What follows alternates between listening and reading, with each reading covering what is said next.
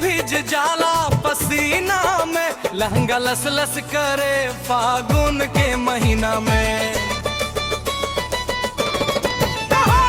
चोली भीज जाला पसीना में, लहंगा लस लस करे फागुन के महीना में।